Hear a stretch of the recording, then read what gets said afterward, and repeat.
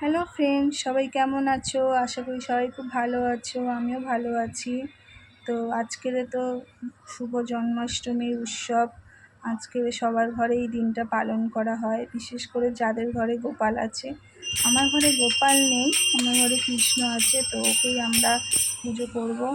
তো তোমার দাদা ভাইয়ের আজকের কাজ ছুটি ছিল না, তো নিজের হাতেই যেইটুকুনি পেরেছি করেছি। তো সামান্য কিছু আয়োজন করেছিলাম, একটু খিচুড়ি ভোগ দিয়েছিলাম, একটু আলুর দম, একটু পায়েস আর মালপোয়া আর একটু তালের বড়া বানিয়েছিলাম। আর তোমার দাদাভাইকে বলেছিলাম বাইরে থেকে ফল আর মিষ্টি আর একটু মাখন নিয়ে আসতে। তো সেই দিয়েই আজকের উৎসবটা পালন করব আমরা। তো এখানে দেখতে পাচ্ছ সুন্দর করে সাজানো, এটা তোমার দাদাভাই সাজিয়েছে, আমি শুধু রান্নার দিকটা করেছিলাম। তো এখানে কৃষ্ণকে আমরা আরতি করছি।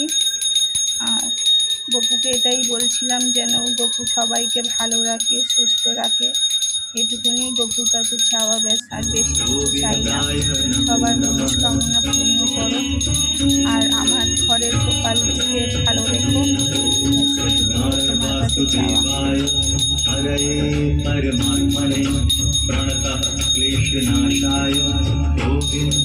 এখানে আমার আরতি দেওয়া হয়ে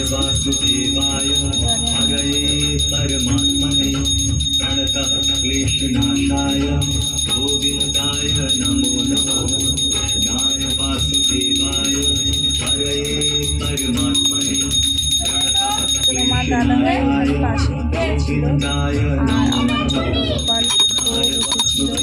তো ঘন্টাটা দিতেই চাইছিল না আমার কাছে, নিজেই বাজাবে। আমি বললাম দে আমি বাজাই। তো দেখো আমাকে দিল। তো আরতিটা করা হয়ে গেছে আমার, এবার আমি তো এখানে আমার পুজো কমপ্লিট।